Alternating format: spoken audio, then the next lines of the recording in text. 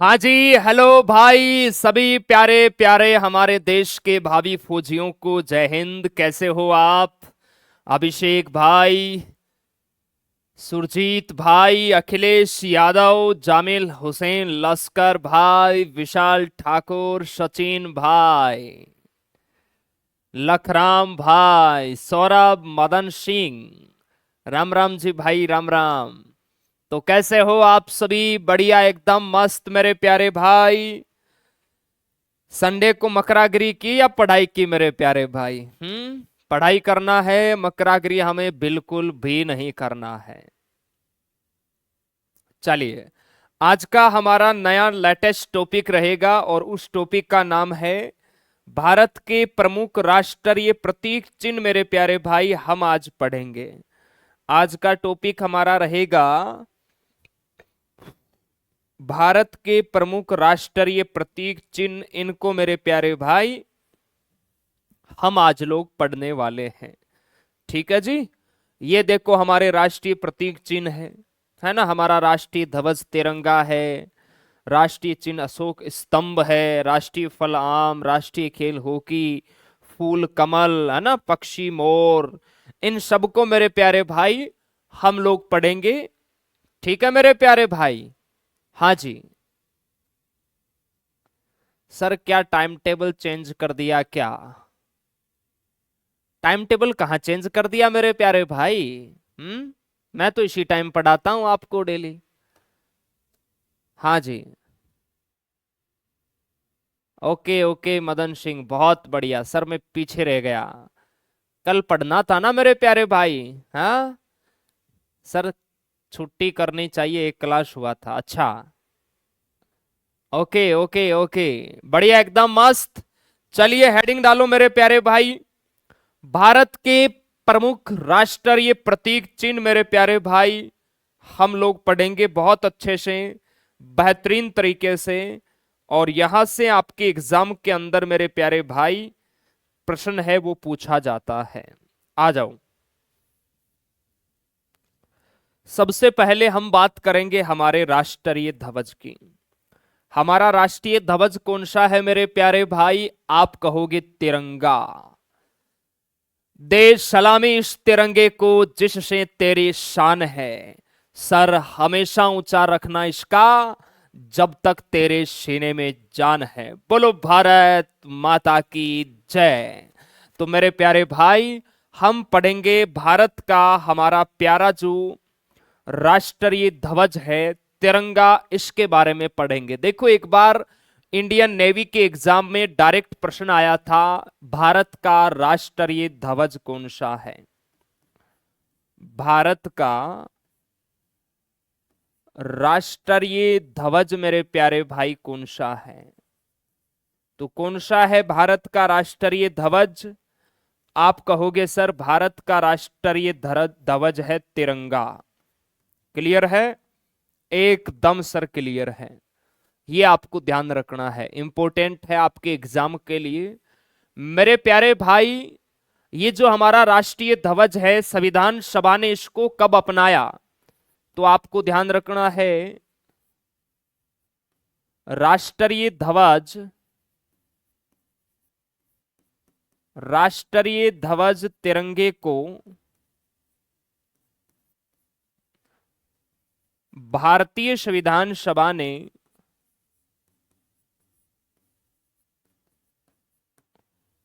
भारतीय संविधान सभा ने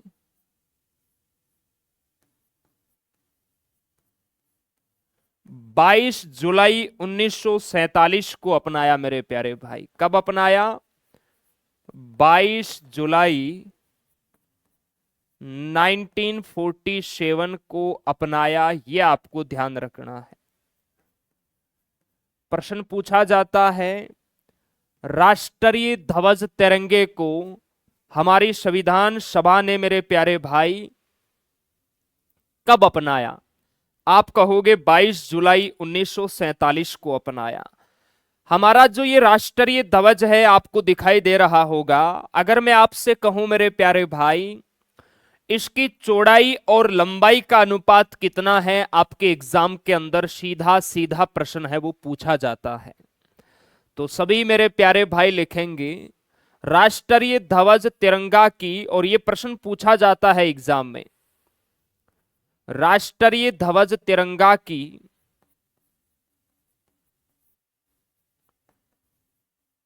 राष्ट्रीय ध्वज तिरंगा की लंबाई व चौड़ाई का अनुपात, लंबाई व चौड़ाई का जो अनुपात है मेरे प्यारे भाई, वो कितना है जी? आप कहोगे सर वो है 3:2। कितना है मेरे प्यारे भाई? 3:2 है। और ये बहुत इंपॉर्टेंट है, सीधा प्रश्न आ जाता है। भारत का जो राष्ट्रीय ध्वज है तिरंगा, उसकी लंबाई व चौड़ाई का अनुपात कितना है? 3:2। अब ध्यान रखो, एग्जामिनर बड़ा चालाक खोपड़ी का होता है, वो हमेशा इसको उल्टा पूछता है। अगर वो डायरेक्ट पूछेगा लंबाई और चौड़ाई का अनुपात तो आप आराम से बता दोगे सर 3:2 होता है। लेकिन उसने पूछ लिया भाई साहब चौड़ाई व लंबाई का अनुपात बताओ, तब क्या करोगे भाई? नोट लगाकर आप सभी को लिखना है राष्ट्रीय ध्वज तिरंगा की चौड़ाई व लंबाई का अनुपात, चौड़ाई व लंबाई का अनुपात, चौड़ाई व लंबाई का अनुपात। कभी कभी है ना उल्टा पूछ लिया जाता है, तो ध्यान रखना मेरे प्यारे भाई। चौड़ाई व लंबाई का कितना हो जाएगा? आप भी इसका उल्टा कर दो, 2:3 हो जाएगा। ठीक है जी, एकदम सर क्लियर है। इस बात का आपको ध्यान रखना है, पहले लंबाई पूछेगा तो 2 से 3 ज्यादा होता है, 2 से 3 चौड़ाई से लंबाई ज्यादा होती है, ऐसे ध्यान रखना है। लंबाई यानी 2 से 3 ज्यादा होता है, पहले 3 आएगा फिर 2 आएगा। पहले आपको चौड़ाई पूछे तो पहले छोटा वाला अंक आएगा, और लंबाई पूछे तो आपका बड़ा वाला आएगा। ऐसे आपको याद रखना है इसको। ठीक है मेरे प्यारे भाई? हाँ सर, पहले चौड़ाई और बाद में लंबाई देकर पूछता है, मदन सिंह को पता है, क्योंकि यहां बच्चा कंफ्यूज होता है और उसे लगता है कि यह आसान प्रश्न है और वो गलत कर देता है। ठीक है, हाँ जी। चलिए अब बात करते हैं हमारा जो ये राष्ट्रीय ध्वज है, आप फोटो के अंदर देख पा रहे होंगे, इसमें सबसे ऊपर रंग कौन सा दिख रहा है आपको? केसरिया। बीच में कौन सा दिख रहा है? सफेद। और नीचे आपको हरा रंग दिख रहा है मेरे प्यारे भाई। तो आप सभी जवानों को ध्यान रखना है, हमारा जो राष्ट्रीय ध्वज तिरंगा है इसमें कौन कौन से रंग होते हैं ये आपको ध्यान रखना है। राष्ट्रीय ध्वज तिरंगा में इसमें ऊपर से नीचे क्रमशः है, इसमें ऊपर से नीचे क्रमशः है। आपको ध्यान रखना है कौन कौन से मेरे प्यारे भाई रंग होते हैं। तो ऊपर ध्यान रखना, सबसे ऊपर होता है केसरिया। क्लियर है? केसरिया के बाद में कौन सा होता है? सफेद रंग होता है। अभी हम बात करेंगे केसरिया किसका प्रतीक होता है, सफेद किसका प्रतीक होता है, हरा रंग है वो किसका प्रतीक होता है। वह हरे रंग की 3 पट्टियां हैं, वह हरे रंग की 3 पट्टियां है, ये आपको ध्यान रखना है। एग्जाम में प्रश्न आ गया, बताइए राष्ट्रीय ध्वज तिरंगा में कौन सा रंग शामिल नहीं है? तो ये 3 रंग तो है, केसरिया, सफेद और हरा। इसके अलावा कोई दूसरा आ गया कि लाल रंग आ गया तो वो शामिल नहीं है ना मेरे प्यारे भाई? चलिए सर, मैं स्पोर्ट्स से आर्मी में ट्रायल दिया हूं, मेरा 28 तारीख को एग्जाम है। अरे वाह राहुल मौर्य, बहुत बढ़िया। हमारी है ना एक आर्मी स्टडी की मॉडल टेस्ट पेपर की बुक आती है जिनका 28 सितंबर को एग्जाम है। इस बुक को आप फ्लिपकार्ट से मंगवा लेना अभी के अभी, और कंप्लीट इसको पढ़ के जाना, सिंगल प्रश्न आपको बाहर नहीं मिलेगा। ठीक है, बाकी रिकॉर्डेड बैच भी आपके माई कोर्स में अवेलेबल है, तो वो भी आप लोग अच्छे से देख लेना। चलिए, यहां तक एक बार लिखो, उसके बाद मैं आगे चलूं। करण राठौड़ ने लिखा है सर मेरी शिफ्ट में आया था प्रश्न। अच्छा मेरे प्यारे भाई, बहुत बढ़िया। हाँ, फ्लैग में टोटल कितने कलर होते हैं आपको दिख रहे हैं ना मेरे प्यारे भाई?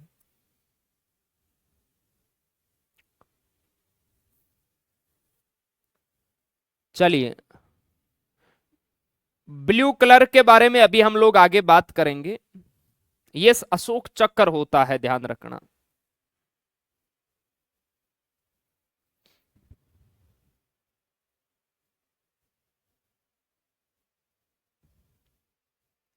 यहां तक लिख लिया आप सभी ने, तो हम आगे चले मेरे प्यारे भाई।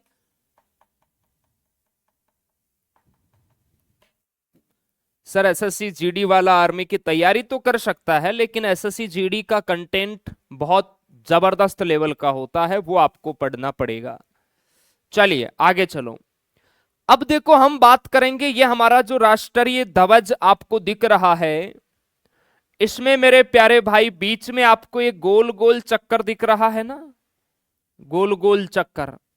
इसका जो रंग है वो कैसा होता है?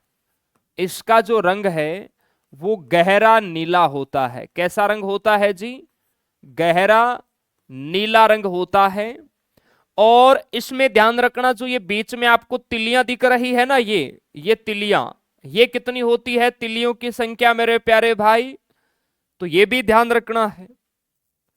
इसमें जो ये आपकी तिलियां है, ये कितनी होती है? ये 24 तिलियां होती है। कितनी होती है? 24 तिलियां होती है। और इनके बीच में है ना 15 डिग्री का कोण होता है। इनके बीच में ध्यान रखना कितने डिग्री का कोण होता है मेरे प्यारे भाई? इनके बीच में 15 डिग्री का कोण होता है जी। कितने डिग्री का सर? 15 डिग्री का कोण होता है। ये आपको ध्यान रखना है। और इसको किस नाम से जानते हैं? यह है भारत का अशोक चक्र। भारत का अशोक चक्र है, जिसका रंग होता है मेरे प्यारे भाई गहरा नीला रंग होता है। 24 तिलियां होती है, जो हमारे दिन के 24 घंटों का प्रतीक है। दो तिलियों के बीच अगर आपको पूछे दो तिलियों के बीच कोण कितने डिग्री का होता है, तो यह भी आपको ध्यान रखना है। दो तिलियों के बीच कोण अगर आपको पूछे मेरे प्यारे भाई, तो वो 15 डिग्री का कोण होता है। ये प्रश्न आता है एग्जाम में कि हमारा जो अशोक चक्र है इसमें कितनी तिलियां होती है? 24 तिलियां होती है ना मेरे प्यारे भाई? और इसका रंग कैसा होता है? गहरा नीला रंग होता है। यह आपको ध्यान रखना है, ठीक है? एकदम सर क्लियर है। तो लिखो मेरे प्यारे भाई, सफेद पट्टी के केंद्र में अशोक चक्र है। सफेद पट्टी के मध्य, सफेद पट्टी के मध्य, थोड़ा सा ऊपर लिखते हैं ताकि जगह मिल जाए अच्छे से। सफेद पट्टी के मध्य कौन सा चक्कर है जी? अशोक चक्कर है। अशोक चक्कर है जिसमें 24 तिलियां है। जिसमें कितनी तिलियां है मेरे प्यारे भाई? जिसमें 24 तिलियां है। और ये हमारे दिन के 24 घंटों का प्रतीक है। ये ध्यान रखना है, जिनमें 24 तिलियां है वह इस चक्कर का रंग गहरा नीला है। वह इस चक्कर का रंग मेरे प्यारे भाई कैसा है? गहरा नीला रंग है। गहरा नीला है। ये आपको ध्यान रखना है, ये इंपॉर्टेंट है आपके एग्जाम के लिए। हाँ जी,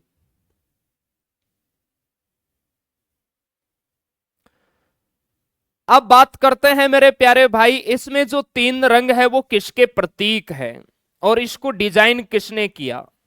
क्लियर है? आ जाओ।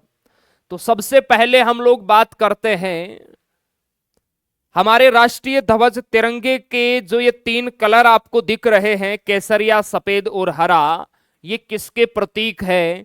तो सबसे पहले आप लोग मुझे बताइए, ऊपर का रंग है वो कौन सा है? हमारा राष्ट्रीय ध्वज जो तिरंगा है उसमें कभी कभार सिंपल प्रश्न आ जाता है कि सबसे ऊपर का रंग कौन सा होता है?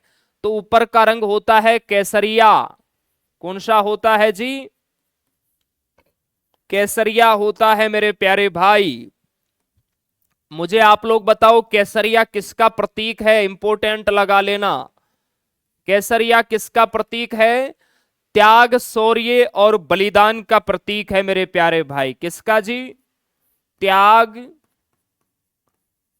शौर्य व बलिदान का प्रतीक, ध्यान रखना है। त्याग, शौर्य व बलिदान का प्रतीक है केसरिया, यह आपको ध्यान रखना है। अब बात करते हैं बीच में या मध्य में कौन सा रंग है जी? मध्य में मेरे प्यारे भाई कौन सा रंग है? मध्य में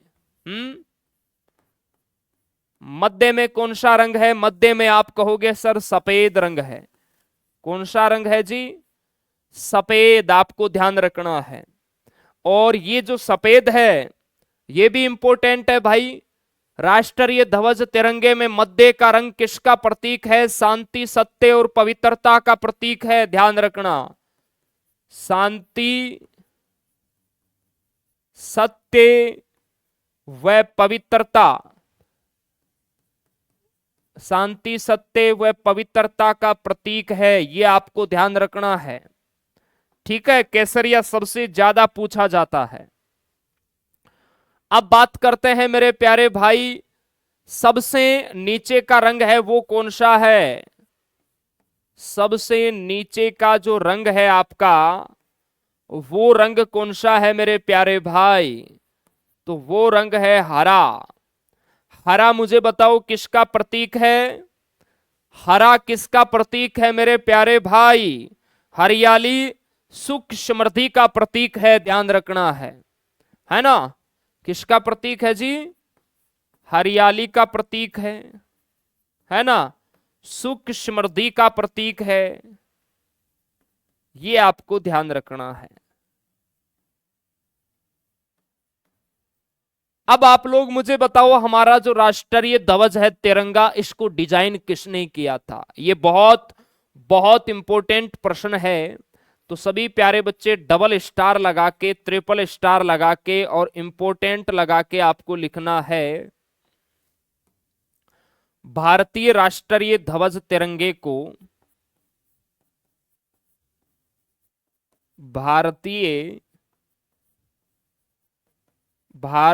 राष्ट्रीय ध्वज तिरंगा को डिजाइन है वो किसने किया मेरे प्यारे भाई?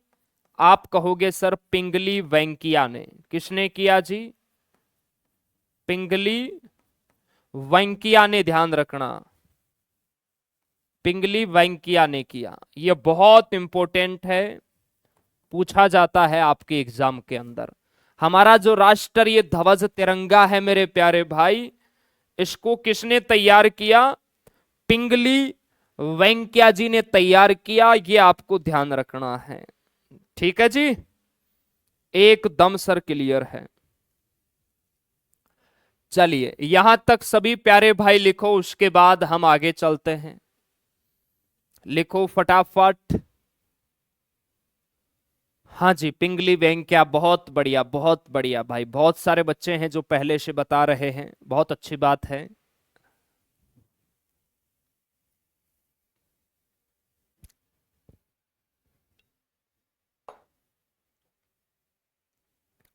यहां तक लिखो सभी जवान।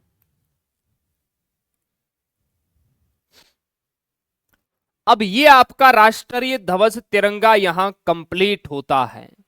एक बार इसका रिवाइज करो, फिर हम आगे चलते हैं। देखो, राष्ट्रीय ध्वज हमारा तिरंगा है।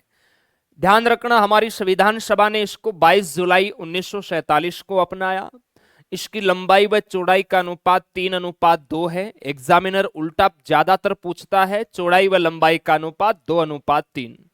इसमें रंग कौन कौन से होते हैं? केसरिया, सफेद व हरा रंग होता है। और इसके मध्य में ध्यान रखना अशोक चक्र है, जिसमें 24 तिलियां होती है, जिसका रंग गहरा और नीला है। केसरिया त्याग, शौर्य, बलिदान का प्रतीक है। सफेद शांति, सत्य, पवित्रता का प्रतीक है। हरा हरियाली, समृद्धि का प्रतीक है। और हमारे राष्ट्रीय ध्वज तिरंगे को डिजाइन है वो पिंगली वेंकैया ने मेरे प्यारे भाई डिजाइन किया था, यह आपको ध्यान रखना है। ठीक है सर, मेरा 85 केजी वेट है, मेरा हो सकता है नहीं। सौरभ भाई वेट आपको कम करना होगा, है ना? कम कर लो, घर की बात है, मेहनत ज्यादा करो, परिश्रम ज्यादा करो, कम कर लोगे तो हो जाएगा मेरे प्यारे भाई। अब आ जाओ, अब आगे हम बात करेंगे हमारा जो मेरे प्यारे भाई राष्ट्रीय चिन्ह कौन सा है, बताओ। भारत का राष्ट्रीय प्रतीक चिन्ह कौन सा है? याद है या नहीं? फोटो में दिख रहा होगा आपको। चलिए लिखेंगे, भारत का राष्ट्रीय चिन्ह अशोक स्तंभ है। भारत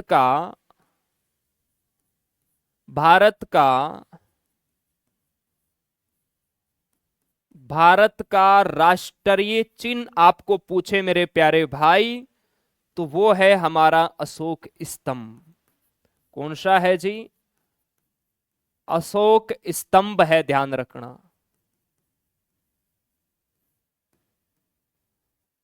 अशोक स्तंभ है जो हम लोगों ने कहां से लिया, ध्यान रखना है, जो सारनाथ से लिया गया है। जो सारनाथ यूपी के अंदर है मेरे प्यारे भाई, जो सारनाथ से लिया गया है, ये आपको ध्यान रखना है। गौतम बुद्ध ने अपना पहला उपदेश दिया था यहां पर, ध्यान रखना। वहां से ही हमने हमारा राष्ट्रीय प्रतीक चिन्ह अशोक स्तंभ लिया है मेरे प्यारे भाई, आपको ध्यान रखना है। क्लियर है? अशोक स्तंभ में देखो, अशोक स्तंभ में मुझे आप लोग बताओ कितने शेर होते हैं? सभी प्यारे बच्चे बताएंगे, नेवी के एग्जाम में आया था एक बार। अशोक स्तंभ में कितने शेर आपको दिखाई दे रहे हैं? फटाफट कमेंट करो, 3 है या 4 है, बताओ मुझे। सभी प्यारे बच्चे बताएंगे। और हमारी भारत सरकार ने इसको कब अपनाया? तो लिखेंगे, भारत सरकार ने अशोक स्तंभ को राष्ट्रीय प्रतीक चिन्ह के रूप में, भारत सरकार ने अशोक स्तंभ को राष्ट्रीय प्रतीक चिन्ह के रूप में, राष्ट्रीय प्रतीक चिन्ह के रूप में 26 जनवरी 1950 को अपनाया। कब अपनाया जी? 26 जनवरी 1950 को अपनाया। और राष्ट्रीय ध्वज तिरंगा को कब अपनाया मेरे प्यारे भाई? 22 जुलाई 1947 को। और जो हमारा राष्ट्रीय प्रतीक चिन्ह है अशोक स्तंभ, इसको कब अपनाया? 26 जनवरी 1950 को अपनाया। हाँ, इसमें 4 शेर होते हैं। अरे चौथा कहां दिख रहा है आपको? मुझे तो 3 ही दिखाई दे रहे हैं। चौथा कहां दिख रहा है? सर चौथा पीछे की ओर बैठा है, वो हमें दिख रहा है बंद आंखों से भी, अच्छी बात है। चलिए अब लिखते हैं हम मेरे प्यारे भाई, ध्यान रखना, अशोक स्तंभ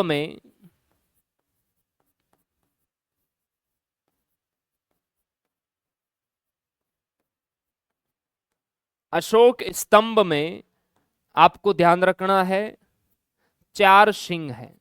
कितने सिंह है मेरे प्यारे भाई? 4 सिंह है, 4 शेर है, जो एक दूसरे की ओर मेरे प्यारे भाई पीठ किए हुए हैं। ध्यान रखना, जो एक दूसरे की ओर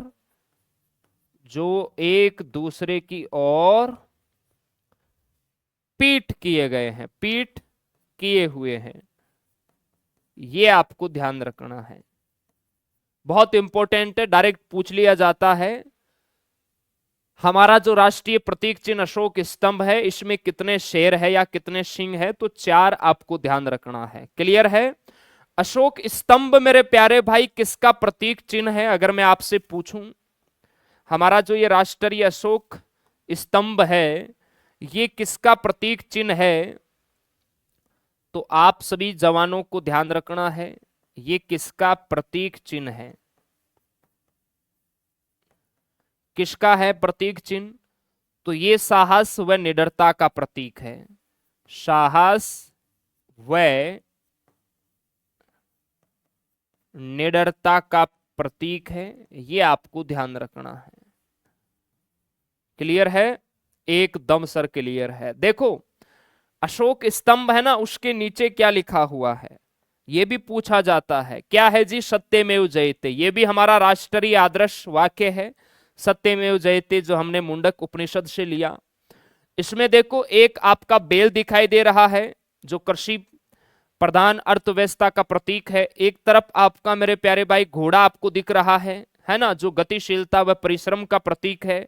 और इसके भी बीच में एक अशोक चक्र आपको दिखेगा, जिसके बारे में हम लोगों ने पहले बात की है। ठीक है? एकदम सर क्लियर है। यहां तक लिखो फटाफट। हाँ जी,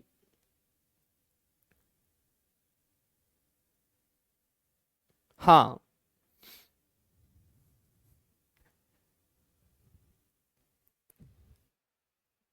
और बीच में जो ये आपको राष्ट्रीय प्रतीक चिन्ह अशोक स्तंभ में जो अशोक चक्र दिख रहा है ना, इसे धर्म चक्र बोला जाता है ना। ये भी आप लोग लिख सकते हैं, यहां पर हमने पीछे भी लिखा है, आप सभी लिख सकते हैं। पट्टी के मध्य जो हमारा अशोक स्तंभ है, इसकी ध्यान रखना, पट्टी के जो मध्य है वो क्या बना हुआ है मेरे प्यारे भाई? धर्म चक्र। ध्यान रखना, पट्टी के मध्य धर्म चक्र है, जिसमें मेरे प्यारे भाई ध्यान रखना कितनी तिलियां है? जिसमें 24 तिलियां है। कितनी तिलियां है जी? 24 तिलियां है। ध्यान रखना है, जिसमें 24 तिलियां है, जो 24 घंटों का प्रतीक है। दिन में 24 घंटे होते हैं आपके, 24 घंटों का प्रतीक है। और ध्यान रखना है आप सभी को, कर्मशः है 2 तिलियों के बीच 15 डिग्री का कोण है। कर्मशः है 2 तिलियों के बीच, 2 तिलियों के बीच मेरे प्यारे भाई 15 डिग्री का कोण है। 15 डिग्री का कोण है, ये भी आपको ध्यान रखना है। ठीक है? हाँ जी। सत्य में जयते का अर्थ होता है सत्य की ही विजय होती है। सत्य परेशान हो सकता है मेरे प्यारे भाई, पराजित नहीं हो सकता। ये आपको ध्यान रखना है जी।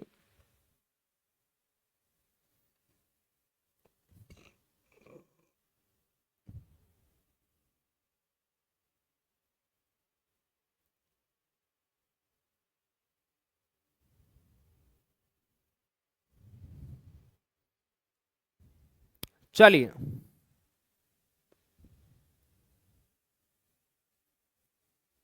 हाँ जी। सिंह नहीं शेर है गुरुदेव। अरे सिंह शेर को ही बोला जाता है, सिंह शेर को ही बोला जाता है मेरे प्यारे भाई। सर 2026 में क्या दुनिया खत्म होने वाली है क्या? किसने कहा भाई?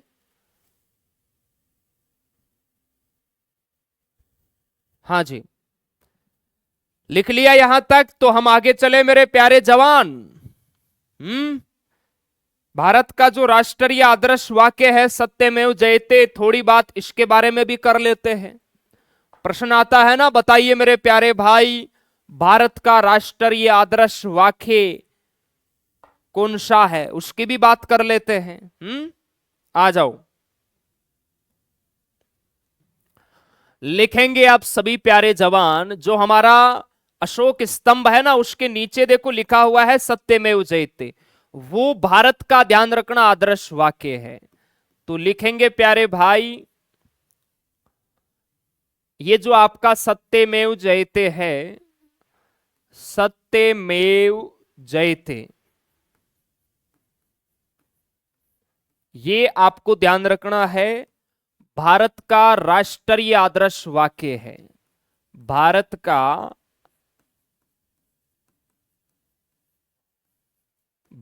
का राष्ट्रीय आदर्श वाक्य अगर आपको पूछे तो ध्यान रखना सत्यमेव जयते है। कौन सा है जी सर? सत्यमेव जयते। इस सत्यमेव जयते का देखो अर्थ क्या होता है? इसका अर्थ होता है मेरे प्यारे भाई, सत्य की ही विजय होती है। सत्य की ही विजय होती है। सत्य परेशान हो सकता है, सत्य पराजित नहीं हो सकता मेरे प्यारे भाई, ध्यान रखना है। हम लोगों ने सत्यमेव जयते को कहां से लिया था? ये कहां से लिया गया है? कहां से लिया गया है? ये कई बार पूछा जाता है, इंपोर्टेंट लगाओ मेरे प्यारे भाई। तो ये लिया गया है मुंडक उपनिषद से, ध्यान रखना। कहां से लिया गया है? मुंडक मुंडक उपनिषद से, ध्यान रखना, बहुत इंपॉर्टेंट है। और ये कौन सी लिपि में लिखा हुआ है? देवनागरी लिपि में, ध्यान रखना। कौन सी लिपि में है? तो यह है देवनागरी लिपि में। देवनागरी लिपि में, यह आपको ध्यान रखना है। चलिए बहुत बढ़िया, यहां तक सभी प्यारे भाई लिखेंगे। अब बात करते हैं जो अशोक चक्कर है, उस चक्कर के अगल बगल में आपने देखा होगा, एक तरफ आपको दिख रहा है यहां पर बेल, एक तरफ घोड़ा है। तो ये किसके प्रतीक है मेरे प्यारे भाई? वो भी हम लोग लिखते हैं। तो देखिए, सभी प्यारे बच्चे लिखेंगे, चक्कर के दाईं ओर एक आपको बेल या सांड दिखाई दे रहा है। चक्कर के दाईं ओर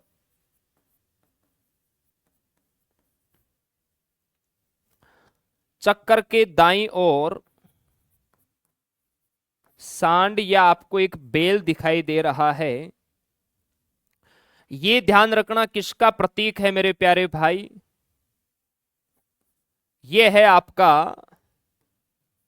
कृषि प्रधान अर्थव्यवस्था का प्रतीक है। किसका है जी?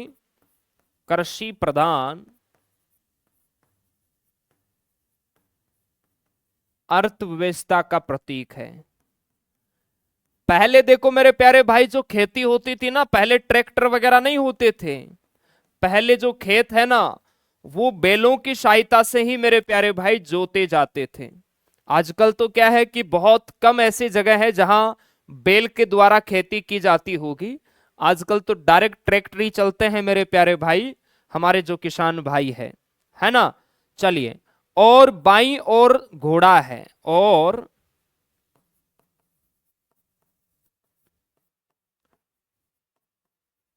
बाईं ओर मेरे प्यारे भाई घोड़ा है। ये किसका प्रतीक है घोड़ा? तो ध्यान रखना, घोड़ा है अदम्य साहस,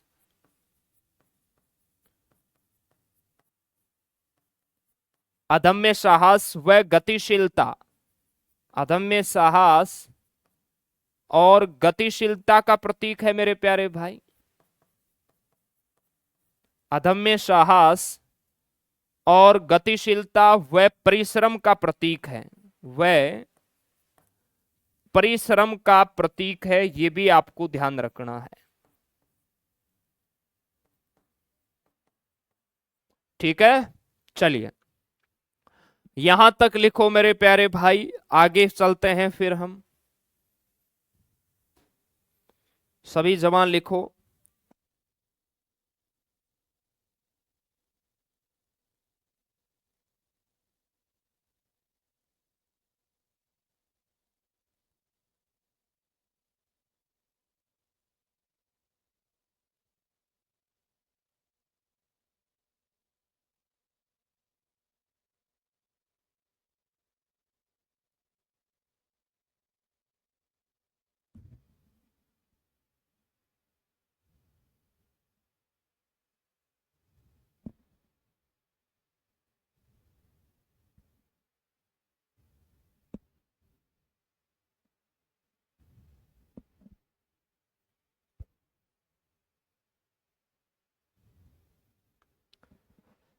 चलिए, अब ये तो बातें हो गई मेरे प्यारे भाई। ये जो आपका चक्कर है, इस चक्कर के ध्यान रखना आगे की ओर। क्लियर है?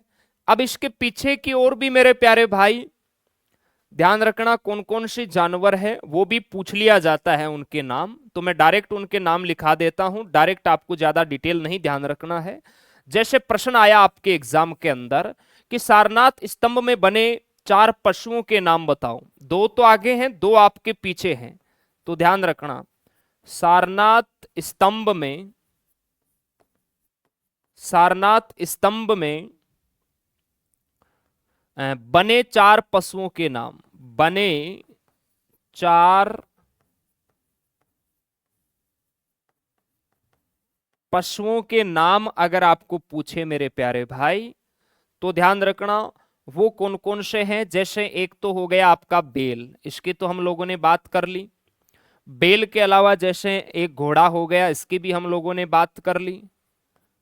इसके अलावा ध्यान रखना शेर है, और इसके अलावा जैसे आपका एक हाथी है, ये भी आपको ध्यान रखना है।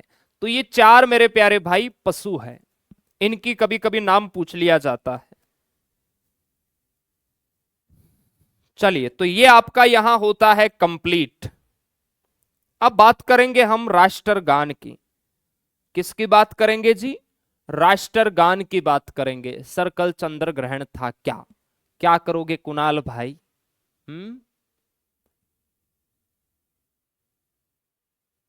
हाँ हाँ, चलिए चलिए, बहुत बढ़िया Sania Rajput, thank you. Sir chemistry और फिजिक्स कौन पढ़ाएगा? दीपक कुमार। जो भी पढ़ाएगा अच्छा पढ़ाएगा, आप विश्वास रखिए और पढ़ते जाइए। तो मेरे प्यारे भाई ये बातें हो गई राष्ट्रीय प्रतीक चिन्ह, हमारा जो अशोक स्तंभ है, एक बार रिवाइज करो। भारत का राष्ट्रीय चिन्ह कौन सा है? अशोक स्तंभ। हमने कहां से लिया इसको? सारनाथ संग्रहालय से लिया, यूपी के अंदर है ये। भारत सरकार ने कब अपनाया भाई? 26 जनवरी 1950 को अपनाया। अशोक स्तंभ में ध्यान रखना 4 शेर है जो एक दूसरे की ओर पीठ किए हुए हैं। ये किसका प्रतीक है? साहस व निडरता का प्रतीक है। पट्टी के मध्य धर्म चक्कर है जिसमें 24 तिलियां हैं, 24 घंटों का प्रतीक है। 2 तिलियों के बीच 15 डिग्री का कोण है।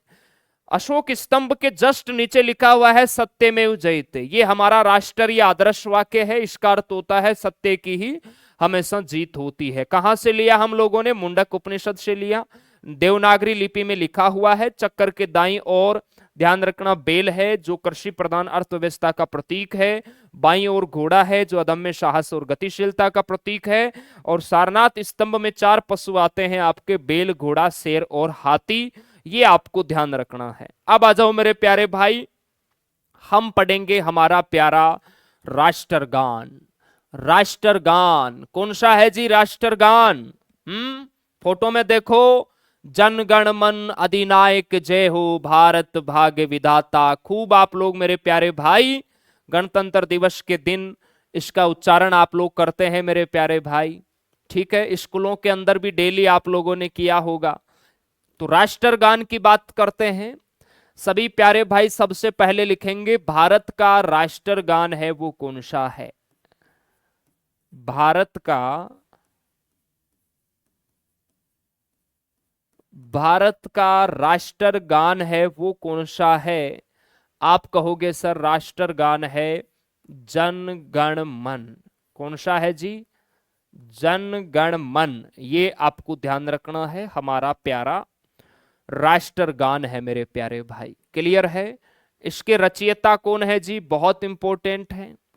राष्ट्रगान किसने लिखा मेरे लाला? किसने लिखा मेरे जवानों? आप कहोगे सर राष्ट्रगान को लिखा रविंद्रनाथ टैगोर ने।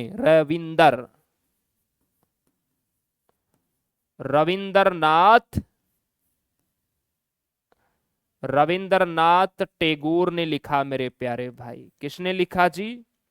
रविंद्रनाथ टैगोर ने भारत का राष्ट्रगान जन गण मन लिखा। ध्यान रखना ये मूल रूप से बांग्ला भाषा में लिखा गया था। मूल रूप से आपको ध्यान रखना है कौन सी भाषा में लिखा गया जी? मूल रूप से मेरे प्यारे भाई बांग्ला भाषा में लिखा गया था। बांग्ला भाषा में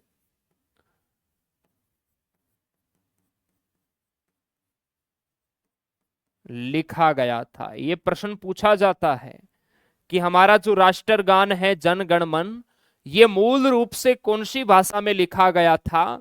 तो ये बांग्ला भाषा में लिखा गया था।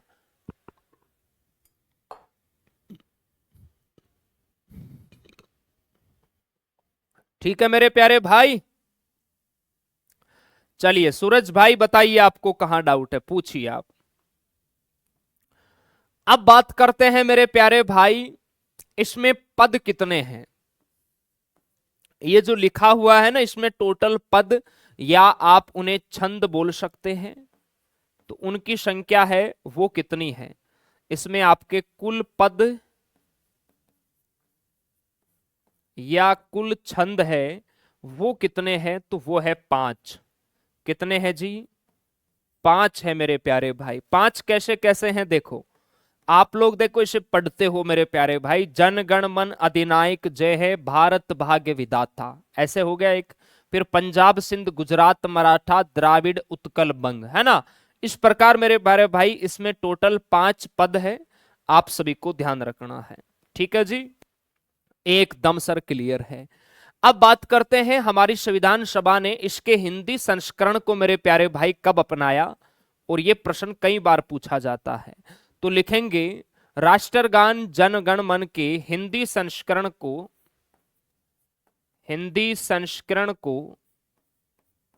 कब अपनाया मेरे जवानों, बताओ।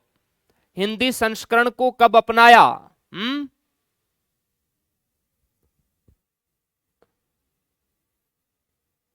बताओ कब अपनाया? हाँ सर, बांग्लादेश का राष्ट्रगान भी इन्होंने लिखा था। बिल्कुल मेरे प्यारे भाई, सर रविंद्र ऐसे लिखा जाता है। अच्छा, पढ़ा तो रविंद्र ही जाएगा ना मेरे प्यारे भाई, लिखो आराम से आप।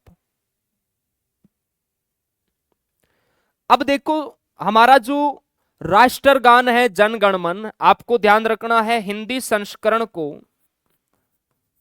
हमारी जो संविधान सभा है, हिंदी संस्करण को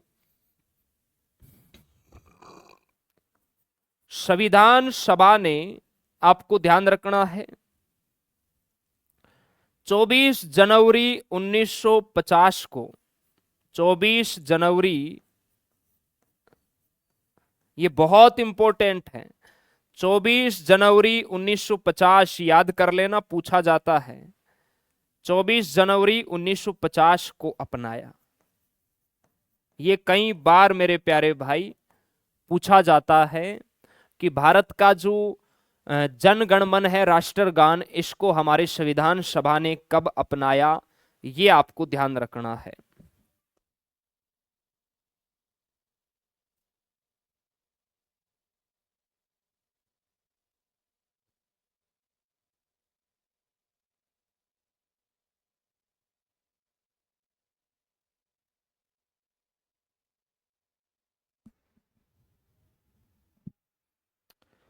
अब देखो रविंद्रनाथ टैगोर ने मेरे प्यारे भाई इसको 1911 के अंदर ही लिख दिया था, है ना? लेकिन उस समय हमारा देश है वो अंग्रेजों का गुलाम था मेरे प्यारे भाई।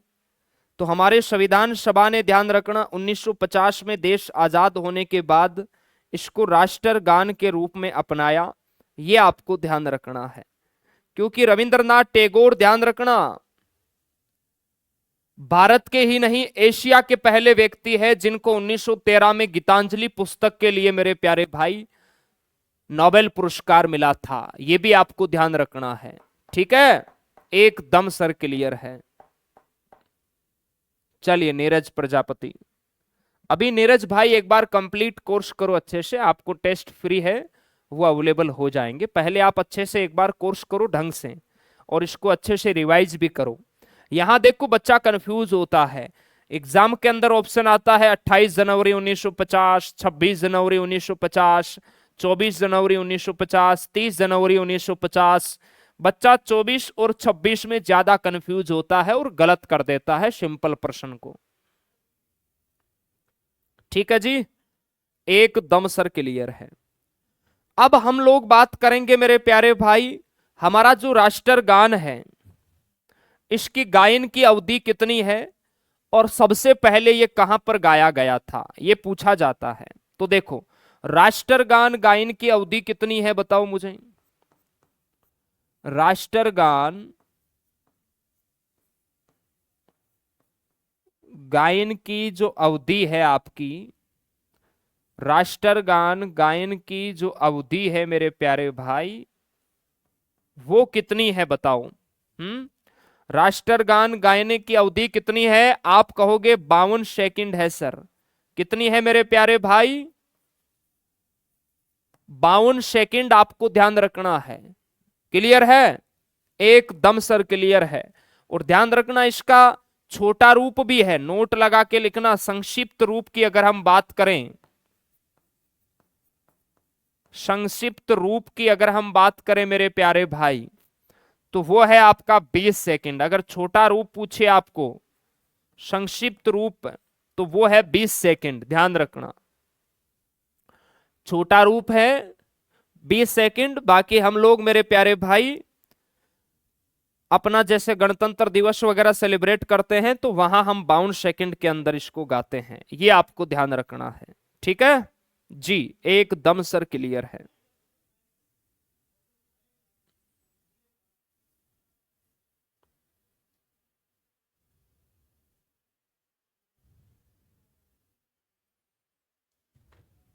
चलिए,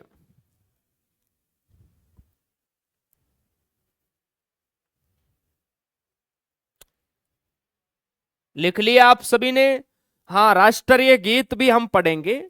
अब बात करेंगे मेरे प्यारे भाई, सर्वप्रथम राष्ट्रगान है ये कब आपका गाया गया, इसकी हम लोग बात करते हैं। ये इंपॉर्टेंट है आपके एग्जाम के लिए। ठीक है, आ जाओ। भारत के मैप से भी देखो आप लोग इसे समझ सकते हैं कि रविंद्रनाथ टैगोर की रचना कितनी सुंदर और कितनी प्यारी है। जैसे आप लोग भारत का मैप, सॉरी, जनगणमन पढ़ो हैं। जनगणमन अधिनायक जय हो, भारत भाग्य विधाता, पंजाब सिंध गुजरात मराठा। देखो ये रहा पंजाब। क्लियर है? पंजाब सिंध गुजरात मराठा, ये सिंध पाकिस्तान वाला हिस्सा, ये आ गया आपका इधर गुजरात, है ना। पंजाब सिंध गुजरात मराठा, द्राविड़ उत्कल विंध्य हिमाचल यमुना गंगा, तो ये इधर से आपका आ गया मेरे प्यारे भाई, हिमाचल गंगा वाला हिस्सा आ गया। और उसके बाद में देखिए आगे क्या है, उच्छल जल संधि तरंग तब सुप पाए भाग्य विराता जय हो उत्कल बंगा, यानी बंगाल। ये देखो इधर बंगाल वाला हिस्सा है। इस प्रकार मेरे प्यारे भाई इस राष्ट्रगान की रचना की गई है। जैसे आप पढ़ोगे पंजाब सिंध गुजरात मराठा, पंजाब सिंध गुजरात मराठा, ये आ गया आपका देखो मराठा वाला हिस्सा। उसके बाद ये विंध्याचल गंगा यमुना बंगाल, ये बंगाल वाला हिस्सा। यानी कंप्लीट भारत को मेरे प्यारे भाई इस मैप के अंदर, ध्यान रखना, हमारे रविंद्रनाथ टैगोर ने कवर किया है। तो बहुत अच्छा ये राष्ट्रगान लिखा है जिसमें कंप्लीट भारत को मेरे प्यारे भाई इसके अंदर सजाया है। अब देखो आपके एग्जाम के अंदर सीधा प्रश्न आता है कि राष्ट्रगान जनगणमन सबसे पहले कब गाया गया, तो लिखेंगे और इंपोर्टेंट लगा के आपको लिखना है। सर्वप्रथम राष्ट्रगान जनगणमन, सर्वप्रथम राष्ट्रगान जनगणमन, जनगणमन, सर्वप्रथम राष्ट्रगान जनगणमन 27 दिसंबर 1911। ये बहुत इंपॉर्टेंट है।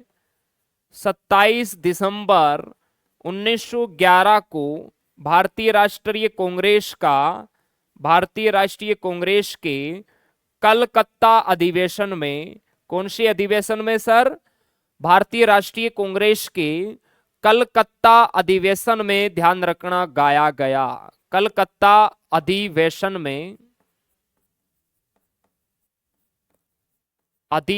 में गाया गया। और ये प्रश्न पूछा जाता है कि सर्वप्रथम राष्ट्रगान जन गण मन ये मेरे प्यारे भाई कब गाया गया? तो ध्यान रखना, ये कब गाया गया सर? 1911 में गाया गया। और ये कांग्रेस का कौन सा अधिवेशन था? तो ये 26वां अधिवेशन था। कौन सा अधिवेशन मेरे प्यारे भाई? 26वां अधिवेशन था। उस अधिवेशन में इसको गाया गया था, क्योंकि स्थापना होती है भारतीय राष्ट्रीय कांग्रेस की 1885 में। क्लियर है? तो इसका जो 1911 में अधिवेशन हुआ था कलकत्ता में, उसमें गाया गया था, है ना मेरे प्यारे भाई? हाँ सर, सब इंपॉर्टेंट, बिल्कुल मेरे प्यारे भाई, सब इंपॉर्टेंट है, यहां से प्रश्न आता है। इंपॉर्टेंट तभी हम लोग पढ़ रहे हैं ना। एग्जामिनर को एक पेपर तो बनाना नहीं, उसे तो कम से कम 15-20 पेपर बनाना है, तो वो कहीं से भी प्रश्न उठा के दे सकता है। चलिए, अब आप लोग मुझे बताओ, रविंद्रनाथ टैगोर ने एक और देश का राष्ट्रगान लिखा था, है ना? रविंद्रनाथ टैगोर ऐसे कवि, ऐसे लेखक थे जिन्होंने दो दो देशों का मेरे प्यारे भाई राष्ट्रगान लिखा। ये ध्यान रखना है ना?